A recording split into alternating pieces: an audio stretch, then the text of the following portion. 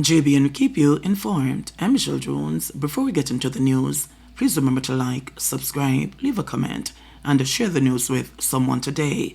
Now on to the news. 43 guns and 2,800 rounds of ammunition seized at wharf in Kingston.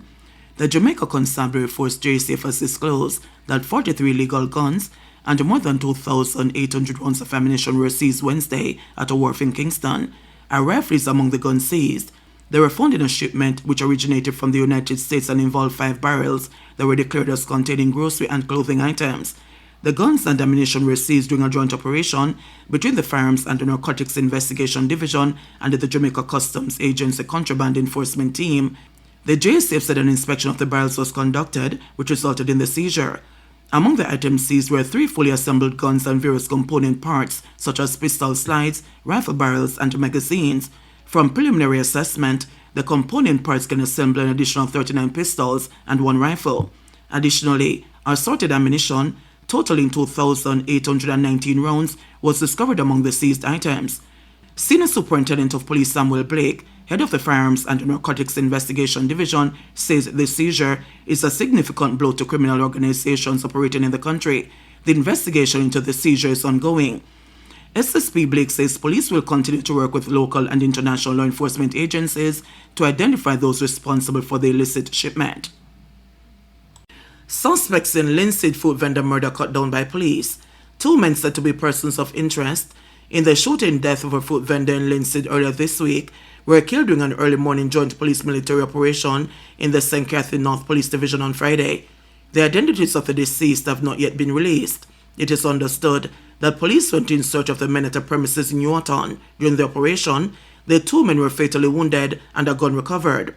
On Tuesday, around 8:20 p.m., 27-year-old food vendor Maurice Mara, also known as Delta, of Grove Road in Linstead, was gunned down while selling at his stall on St. George's Street in Linstead.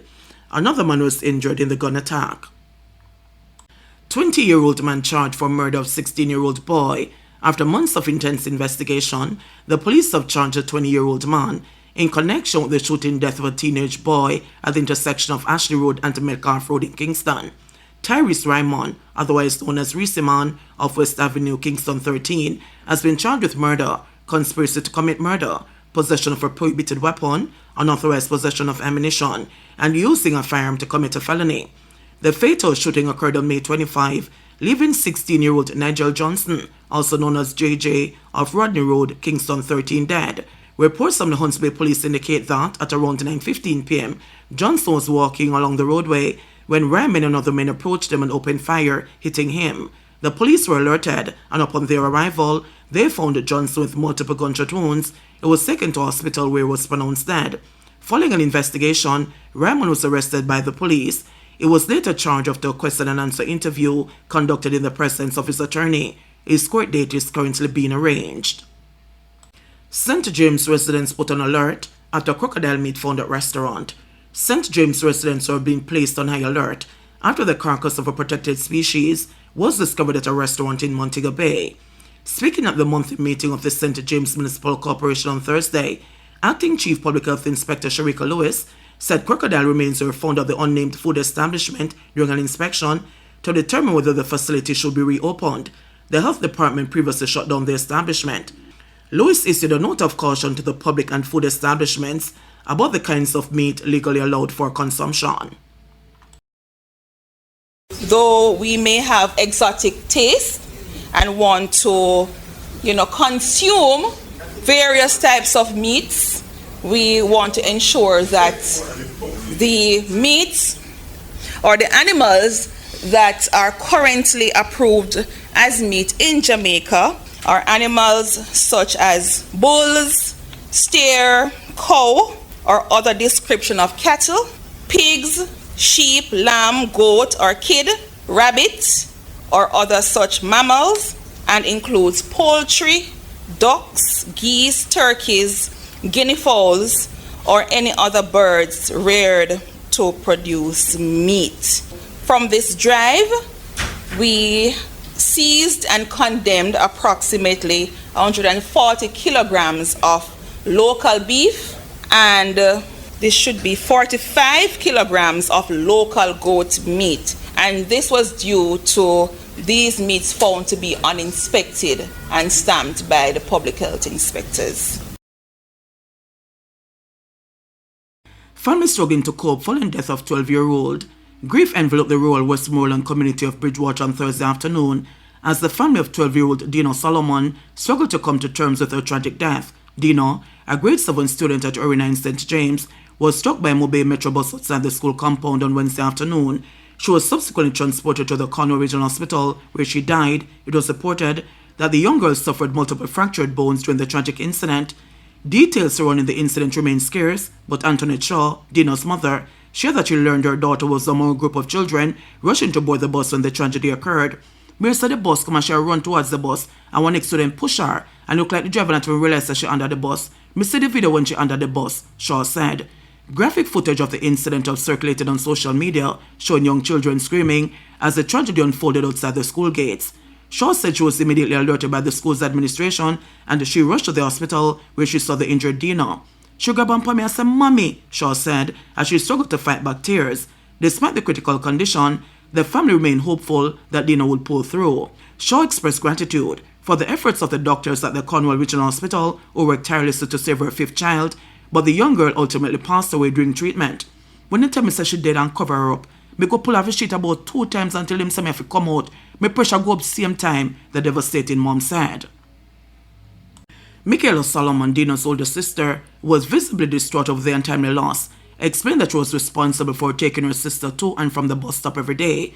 With tears streaming down her face and a voice or some crying, Michaela disclosed that her sister asked to skip school on Wednesday morning. However, she said that Dina was encouraged to attend school and that they journeyed to Montego Bay. She said she never feel like to go to school, and me tell her say exam she have and me force her. When we reach a bus stop, she hugged me up, and when she walk off, she said later. That was it, said Michaela, who learned of the tragic incident while awaiting her sister's regular after-school phone call. Dina's mother also expressed sorrow as she struggled to speak of her deceased daughter in the past tense. We just have to try hold on. Right now, me can't say nothing for my house because without Dina, it's not even a house, said Shaw. Meanwhile, exams were postponed at Orina on Thursday to facilitate grief counseling. The staff at the state-owned Montego Bay Metro were also slated to receive counseling from the Western Regional Health Authority, Transport Minister Darrell Vaz said in a press release. Government commits to provide solar lamps following deadly house fire in Westmoreland. This morning, the nation received the terrible news that 2 8-year-old youngsters perished in a fire in Westmoreland. The fire was apparently started by a candle, an open flame source of lighting. Several years ago, in my own constituency, several young children perished under similar circumstances. And from that time, I made a commitment that the government would intervene in energy poverty, trying to assist households that do not have electricity and rely on open flames for lighting. The government of Jamaica, approximately 5 years ago, started a program of distributing solar lamps right across the country. We have gone through 3 or 4 cycles of distribution. Obviously, we have not reached all households that are not connected to the electricity grid.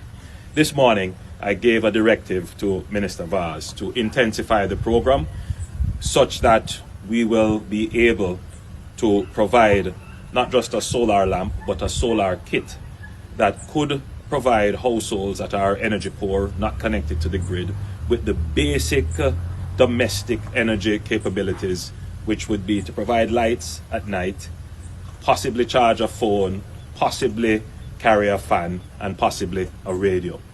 The solar and battery technologies have advanced quite significantly and are quite affordable. What we will do now is to ensure that households that are not connected can apply through the Ministry of Energy directly or through the various elements of the government social welfare programs, whether it is through PATH or other programs. And the Ministry of Energy would review the household to ensure that they meet the set criteria, and then we would assist them. In today's day and age, it is really sad to hear children perishing in fires because of the use of candles and lamps and other open flame solutions. It is quite avoidable, and the government will intensify its efforts to help those households who do not have electricity and have to depend on open flames. I'm standing here at a new social housing solution, which we handed over to a beneficiary in St. Anne. Now, what we have done is to ensure that all the houses that we have built under the new social housing program are wired and ready for connection to the grid. We don't connect to the grid. It is the beneficiary's responsibility to connect.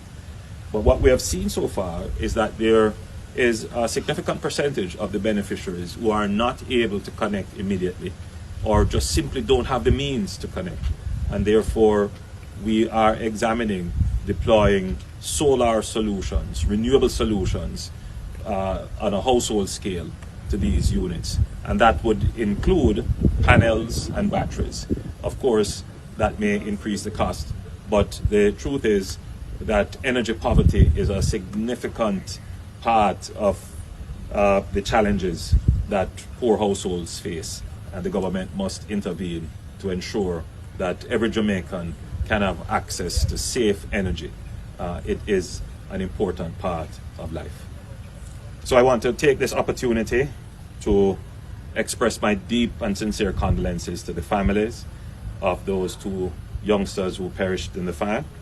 And I also want to take this opportunity to appeal to parents and family members to take great precaution if you use open flames as a source of lighting in your home. That is, if you're using a candle or a lamp. The best thing is to avoid using them. And if you have to use them, please ensure that they are properly supervised. If you are in a situation currently where you rely on open flames, a candle or a lamp, please reach out to the Ministry of Energy or to the Ministry of Economic Growth and Job Creation. We have solar lamps, and we will be able to acquire solar kits that we can assist you. We don't want to hear of this again. A totally avoidable thing happening during the Christmas season. JBN will keep you informed. Please remember to subscribe, like, share, leave us a comment, and click the notification bell to receive our daily news items.